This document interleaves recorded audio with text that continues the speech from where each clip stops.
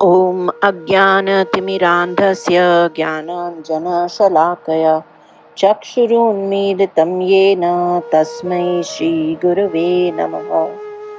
मूकं करोति वाचालं पङ्गुं लङ्घयते गिरिं यत्कृपातमहं वन्दे परमानन्दमाधवम्।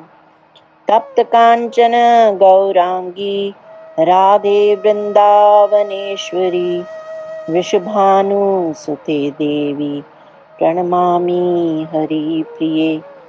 वाञ्छाकल्पतरुभ्यश्च कृपा सिन्धुभ्य एव च पतितानां पावनेभ्यो वैष्णवेभ्यो नमो नमः। हरे कृष्ण कृष्ण कृष्ण हरे हरे, हरे राम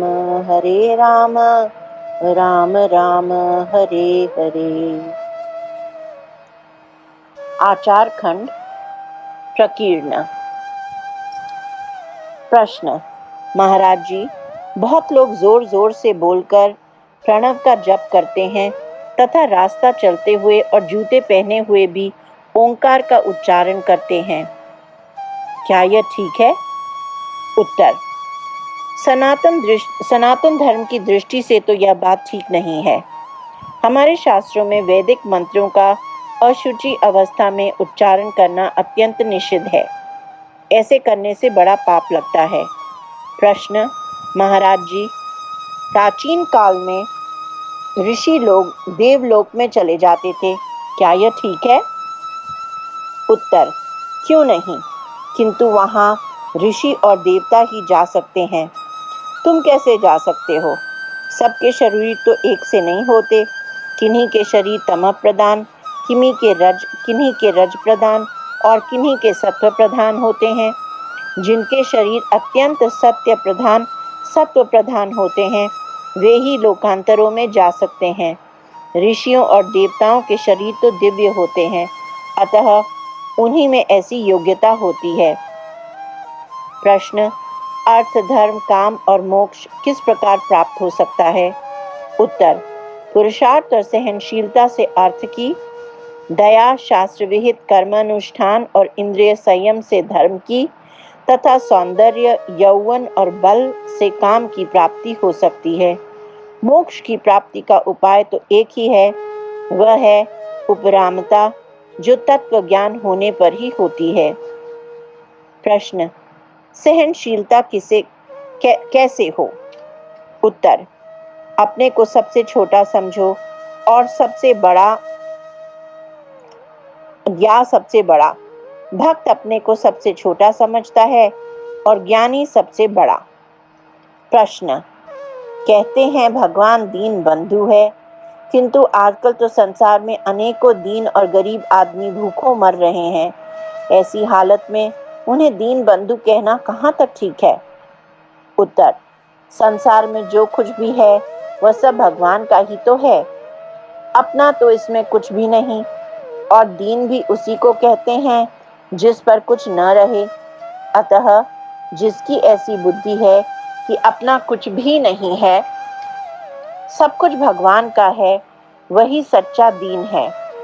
संसार में तो धनी और निर्धन दोनों ही की ऐसी बुद्धि नहीं होती, इसलिए वे वास्तविक दीन नहीं हैं। और भगवान तो वास्तविक दीनों के ही बंधु हैं और उन्हीं के प्रति दयालु हैं। अतः उनके दीन दयालु, दीन बंधु, ये नाम ठीक ही हैं। प्रश्न। निष्ठाएं कितनी प्रकार की हैं और यह कब समझा जाए कि हमारी निष्ठा दृढ़ हो गई? उत्तर। निष्ठा के 8 भेद हैं। उनका विवरण इस प्रकार है। पहला, ज्ञान निष्ठा, जब केवल ब्रह्म ही ब्रह्म रह जाए, उससे भिन्न कुछ भी प्रतीत ना हो। दूसरा, वैराग्य निष्ठा, जब ऐहिक पारलौकिक किसी भी वस्तु में रुचि ना रहे, सर्वत्र वैराग्य हो। तीसरा, सत्य निष्ठा, जब सत्य ही अपना सर्वस्व रहे, उसे किसी भी प्रकार त्याग न सकें, जैसे महाराज युधिष्ठिर थे। चौथा, जप निष्ठा, जब जप किए बिना रहा न जाए और जप की संख्या पूरी होने से पहले खाना पीना भी अच्छा न लगे, जैसे यवन हरिदास जी थे। 5वां, दान निष्ठा। जब सर्वस्व नाश की संभावना होने पर भी दान दिए बिना न रहा जाए, जैसे राजा हरिश्चंद्र। परोपकार निष्ठा। घर में अन्न का भी अभाव है, फिर भी जो दूसरों को दुखी देखकर उसे दिए बिना नहीं रह सकता, उसकी परोपकार निष्ठा समझनी चाहिए। 7वां, भक्ति निष्ठा। जो तिनके से भी छोटा बनकर और सर्वत्र भगवत दृष्टि होने से सबको बड़ा मानकर सभी की सेवा में संलग्न है, वही भक्ति निष्ठ है। 8वां, ध्यान निष्ठा। जो सब कुछ भूलकर ध्यान में ही स्थिर रहता है, उसकी ध्यान निष्ठ समझो। इनमें से जब तुम्हारी कोई एक ही निष्ठा रह जाए, दूसरी ओर तुम्हारा मन न जाए, तो समझो कि तुम्हारी निष्ठा परिपक्व हो गई है। प्रश्न: स्वप्न में हम किसी भी स्त्री को देखते हैं तो स्थूल शरीर से वीर्यपात हो जाता है। स्वप्न तो झूठा है, फिर उससे सच्चा वीर्यपात क्यों होता है? उत्तर: हम स्वप्न में सूक्ष्म शरीर से स्त्री आदि सूक्ष्म वस्तुओं को ही देखते हैं, किंतु उनसे जो हमारे चित्त में विकार होता है, उस चित्त का संबंध स्थूल से रहता है। अतः जिस समय स्थूल शरीर में जागृति होती है, तो चित्त का विकास होता है और चित्त का संबंध वीर्य से है, इसलिए वह स्खलित हो जाता है। उसी प्रकार यदि हम स्वप्न में कोई अच्छी चीज देखते हैं, तो जागृत होने पर प्रसन्नता रहती है, और कोई भय का कारण देखते हैं तो जागने पर कंपादी बना रहता है। इसमें वासना की ही प्रधानता है। इसी प्रकार अंत समय में भी जैसी वासना होती है, वैसा ही फल होता है। सन्यासी और भक्तों को कोई वासना नहीं होती, इसलिए उनके लिए श्राद्ध या पिंडदान की भी आवश्यकता नहीं होती। किंतु जिसे अपने पुत्र से पिंडदान प्राप्त होने की वासना रहती है, उसकी तृप्ति बिना पिंड ग्रहण किए नहीं होती, तथा भजन करने वालों को यदि वैकुंठ या ब्रह्मलोक आदि की वासना रहती है, तो वे उन लोगों को प्राप्त हो जाते हैं। अतः सर्वदा शुभ वासना ही रखनी चाहिए। प्रश्न: तप की पहचान चेहरे में किस प्रकार होती है? उत्तर: चेहरा तो खाने पीने से चिकना और चमकदार हो जाता है, इससे तप का कोई संबंध नहीं होता। तप का ठीक पहचान तो नेत्रों से होता है। तपोनिष्ठ के नेत्र पुतली के चारों ओर बहुत साफ और सफेद होते हैं, उनमें मैलापन बिल्कुल नहीं होता।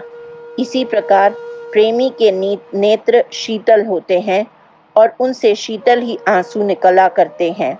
शोकाकुल व्यक्ति के नेत्रों में गर्मी होती है तथा उनके आंसू भी गर्म होते हैं। इसी प्रकार प्रेमी और कामी के नेत्रों में भी बहुत अंतर होता है। प्रेमी की आंखें स्थिर और शांत होती हैं तथा कामी के नयन चंचल हुआ करते हैं। हंसी दिल्लगी करना बहुत बुरा है, इससे बुद्धि विकृत हो जाती है, अतः हंसी दिल्लगी कभी नहीं करना चाहिए। दूसरा, आजकल हर कोई गीता का टीका करने लगा है। गीता का अनुवाद करना तो दूसरी बात है, किंतु टीका करने का अधिकार तो हर किसी को नहीं होता। केवल आप्त पुरुष ही टीका कर सकते हैं। आजकल के लोगों को टीका करने की क्या आवश्यकता है? क्या भगवान शंकराचार्य और संत ज्ञानेश्वर की टीकाएं पर्याप्त नहीं है? प्राचीन आचार्यों ने तो अपने अनुभव और समाधि के बल से टीकाएं की हैं। आजकल तो ऐसी बात है नहीं, वे तो जो मन में आता है लिख मारते हैं। तीसरा, आजकल तो नए नए पंथ चल रहे हैं और नए नए ग्रंथ बनाए जा रहे हैं। यह सब 4 दिन की चमक है, सब नष्ट हो जाएगी। यही हमारा प्राचीन सनातन धर्म जो सदा से चला आ रहा है, आगे ही रहेगा। चौथा, आध्यात्म विद्या प्राप्त होना कोई साधारण बात नहीं है। पहले 5 वर्ष के ब्राह्मण बालक को यज्ञोपवीत संस्कार कराकर गायत्री जप कराया जाता था। आजकल 25 वर्ष का हो जाने पर भी यज्ञोपवीत नहीं कराते और न जप ही कराते हैं। फिर भी चाहते हैं कि आत्मविद्या आ जाए। यह भला कैसे हो सकता है? 5वां, भजन आनंदी गृहस्थ को एक स्त्रीव्रती और शुद्ध जीविका करने वाला अवश्य होना चाहिए। उसे यह समझना चाहिए कि मुझे परमार्थ के मार्ग पर चलना है। अशुद्ध जीविका वाला परमार्थ पद पर नहीं चल सकता। 6, मैं एक बार बिजनौर गया हुआ था। वहां 2 वेश्याएं हाथ में दातुन लिए मेरे पास आईं और प्रणाम करके बैठ गईं और बोली, महाराज, हमारा उद्धार कैसे होगा? मैंने कहा, तुम्हारे उद्धार में कोई देरी थोड़ी ही है। तुम गाना बजाना तो जानती हो। अब सांसारिक गीतों को छोड़कर भगवत संबंधी गाने गाया करो। संसार के मनुष्यों को रिझाना छोड़कर भगवान को रिझाया करो तथा अब से बुरा कर्म मत करो। बस तुम्हारा उद्धार हो जाएगा।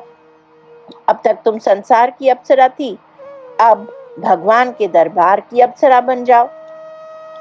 7वां, दुर्गा पाठ में बड़ी विलक्षण शक्ति है।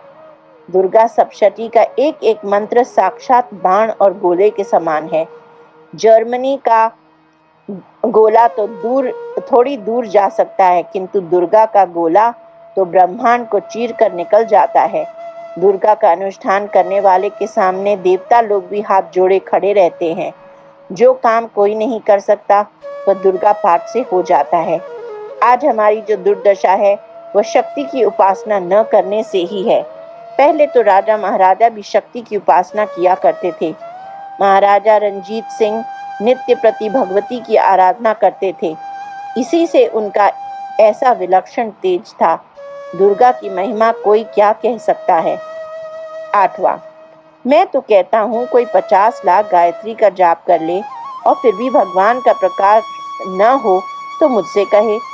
एक बार लोगों ने मुझसे पूछा कि अछूता द्वार का काम ठीक है या नहीं। अछूतो द्वार का काम ठीक है या नहीं? तब मैंने कहा, तुम 50 लाख गायत्री जप करके देख लो, तब उन्हें स्वयं मालूम हो जाएगा कि तुम्हारे द्वारा अछूतों का उद्धार हो रहा है या तुम उन्हें गड्ढे में डाल रहे हो। अरे भजन का प्रभाव तो कुछ और ही होता है। भजन करने वाले के रोम रोम में भगवान नाम भर जाता है। 9वां, पहले काशी जी में हर एक ब्राह्मण को दंड नहीं दिया जाता था। जो विद्वान होते थे वे दंड ग्रहण कर सकते थे। एक ब्राह्मण को संन्यास लेने की इच्छा हुई। वह कई महात्माओं के पास गया, किंतु विद्वान न होने के कारण किसी ने उसे संन्यास नहीं दिया। आखिर एक महात्मा को उस पर दया आ गई। उन्होंने 3 नियमों की प्रतिज्ञा कराकर उसे दंड दे दिया। पहला, नित्य काशी की पंचकोशी परिक्रमा करना। दूसरा, भिक्षा मांग कर खाना। तीसरा, हर समय प्रणव जप करते रहना। उन्होंने दंड ग्रहण करके पूर्णतया इन नियमों का पालन किया। इस प्रकार 25 वर्ष तक निरंतर प्रणव जप करने से उनके रोम रोम में प्रणव मंत्र बस गया और उनका इतना प्रभाव बढ़ा कि बड़े बड़े विद्वान उनके सामने हाथ जोड़े खड़े रहते थे। 10वां, अब संसार में ईश्वर का भय नहीं रहा। इसी से दिनों दिन अवनति हो रही है। संसार में जीवों का कल्याण भय से ही होता है। जब तक ईश्वर, महात्मा, ब्राह्मण अथवा माता पिता से भय रहे तब तक समझो भगवान की अत्यंत कृपा है। जीव यदि निर्भय हो जाते हैं तो घोर पाप करने लगेगा। बहुत लोग तो लोक निंदा के भय से भी पाप नहीं करते। फिर यदि ईश्वर का भय बना रहे तो क्या कहना।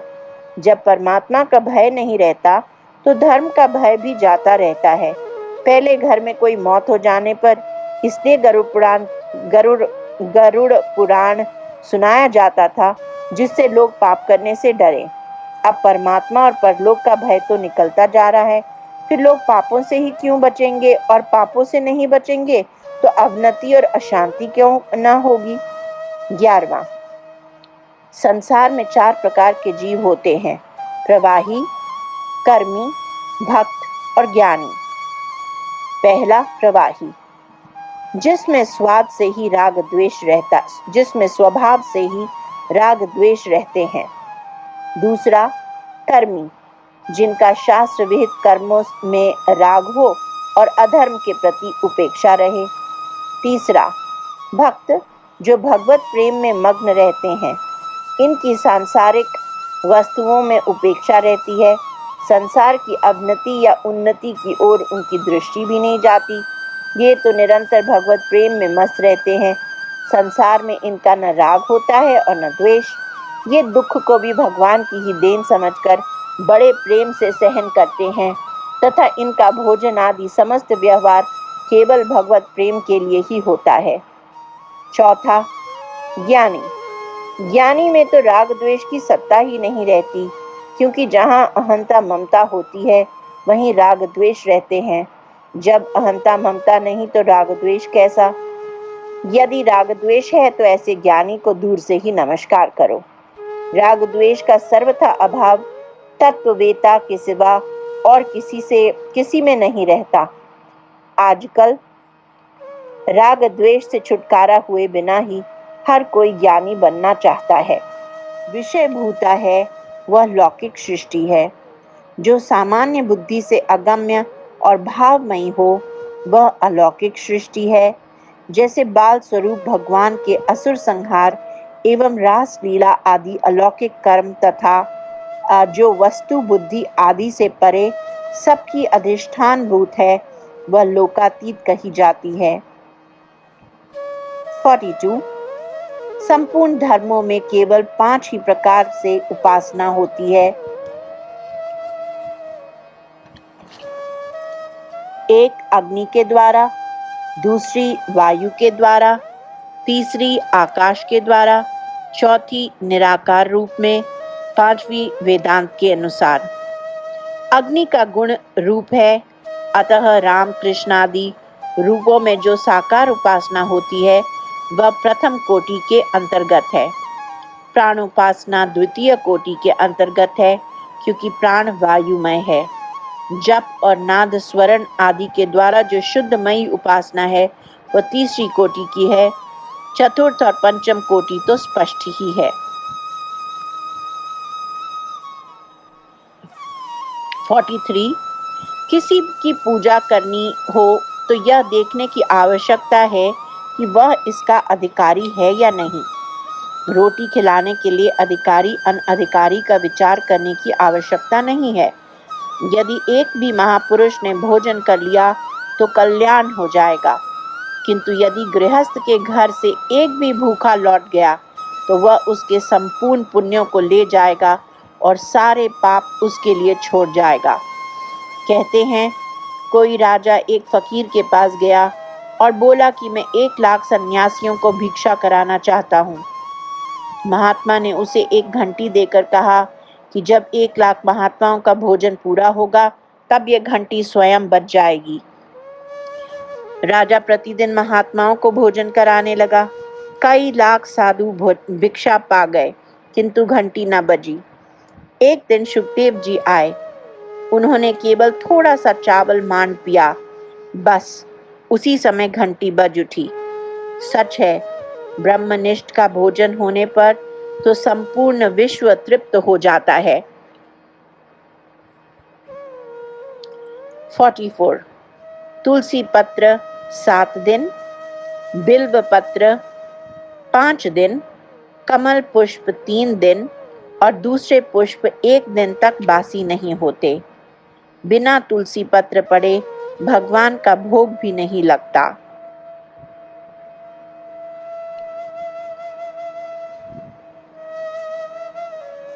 तुलसी पत्र पड़े भगवान का 45.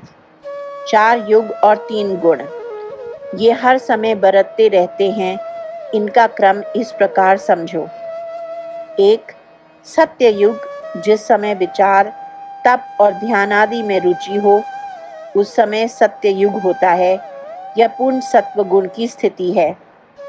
दूसरा त्रेता युग, जिस समय वर्णाश्रम धर्म तथा अर्थ और काम में विशेष रुचि हो उस समय त्रेता युग समझना चाहिए। यह रजोगुण की स्थिति है। तीसरा द्वापर युग, जब लोग असंतोष, मान, दंभ, मत्सर और काम्य कर्मों की वृद्धि हो तब द्वापर का अधिकार समझो। इस समय तमो मिश्रित रजोगुण रहता है। कलयुग, जब हृदय में कपट, झूठ, तंद्रा, निद्रा, हिंसा, विषाद, शोक, मोह, भय और दीनता की प्रवृत्ति हो तो यह घोर कलयुग है। इस समय केवल तमोगुण की प्रधानता रहती है। इस प्रकार प्रत्येक व्यक्ति में समय समय पर चारों युग बरतते रहते हैं।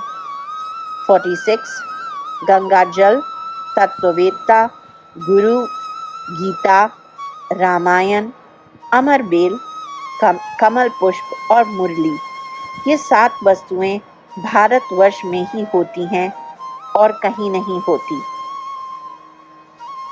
47 विद्या का पहला लाभ धर्म है, दूसरा भगवान की प्राप्ति और तीसरा ज्ञान या प्रेम है। 48 संसार में 3 प्रकार के मनुष्य होते हैं, विषयी, भक्त और विवेकी। जिनका संसार में राग होता है वे विषयी हैं, जिनका भगवान में राग होता है वे भक्त हैं और जिनका किसी में राग नहीं होता वे विवेकी कहे जाते हैं। 49 नेत्र 3 होते हैं,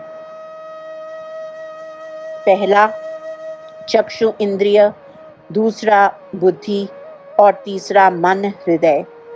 चक्षु इंद्रिय से विषय देखा जाता है, बुद्धि नेत्र से ज्ञानी देखते हैं और मनोनेत्र उपासक का है। साकारोपासना तो सर्वथा मनोनेत्र पर अवलंबित है ही। निराकार उपासना में भी मन की ही प्रधानता है। यदि उपासक बुद्धि से काम लेने लगेगा तो अपनी निष्ठा से गिर जाएगा।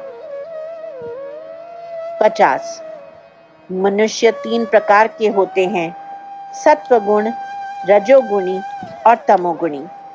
इनमें सत्वगुणी पुरुष संसार को कम करते हैं, रजोगुणी संसार को बढ़ाते हैं और तमोगुणी संसार को न बढ़ाते हैं और न घटाते। ये बीच में ही निद्रा, तंद्रा और आलस्य में पड़े रहते हैं।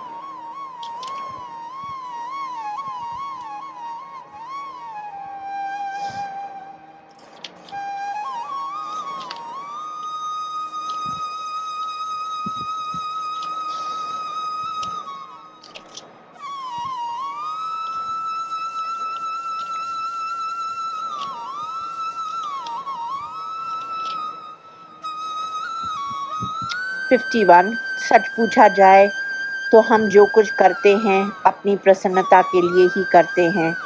दूसरे के उपकार का तो केवल भ्रम होता है। किसी को प्यासा देखते हैं तो उससे हमारा चित्त को दुख होता है और वह मानव दुख की निवृत्ति के लिए ही हम उसे जल पिलाते हैं। इसी प्रकार भजन करते हैं तो उससे भगवान का कोई प्रयोजन थोड़ी ही सिद्ध होता है, वह भी अपने अंतःकरण की शांति के लिए ही होता है। इसी प्रकार संसार में जो कुछ काम किया जाता है वह अपने सुख के लिए ही होता है। ऐसा दृढ़ निष्ठा हो जाने से अनेकता का त्याग हो जाता है और एकता में दृढ़ निष्ठा हो जाती है। 52 भोजन के समय सात्विक विचार करने चाहिए, क्योंकि सात्विक भोजन सात्विक विचार के साथ होने पर नस नस में प्रविष्ट हो जाता है और बहुत अच्छे विचार उत्पन्न करता है। 53 पुरुषार्थ और भगवत कृपा ये दोनों भिन्न भिन्न चीजें हैं। पिता जो नियम बना दे उस पर चलना पुत्र का कर्तव्य है। इसी प्रकार ईश्वर के आदेश रूप शास्त्र वाक्यों के अनुसार आचरण करना जीव का कर्तव्य है और इसी का नाम पुरुषार्थ है। किंतु कृपा करने में पिता स्वतंत्र होता है, वह अपने किसी भी पुत्र पर कृपा कर सकता है। अतः भगवत प्राप्ति का मुख्य साधन तो भगवत कृपा ही है, किंतु साधक का कर्तव्य पुरुषार्थ ही है। 54 जिस गृहस्थ के घर में अतिथि का सत्कार होता है, ब्राह्मणों का पूजन होता है, साधुओं की सेवा होती है और सब लोग परस्पर प्रेम से रहते हैं, वह वास्तव में स्वर्ग ही है। ॐ सर्वे भवन्तु सुखिनः, सर्वे सन्तु निरामयाः, सर्वे भद्राणि पश्यन्तु, मा कश्चित् दुःखभाग् भवेत्। ॐ शान्तिः शान्तिः शान्तिः। हरिः ॐ। हरे कृष्ण कृष्ण कृष्ण हरे हरे, हरे राम राम राम हरे हरे, हरे कृष्ण कृष्ण कृष्ण हरे हरे, हरे राम राम राम हरे हरे, हरे कृष्ण कृष्ण कृष्ण हरे हरे, हरे राम राम राम हरे हरे, हरे कृष्ण कृष्ण कृष्ण हरे हरे, हरे राम राम राम हरे हरे। ॐ श्री कृष्णाय अर्पणम् अस्तु।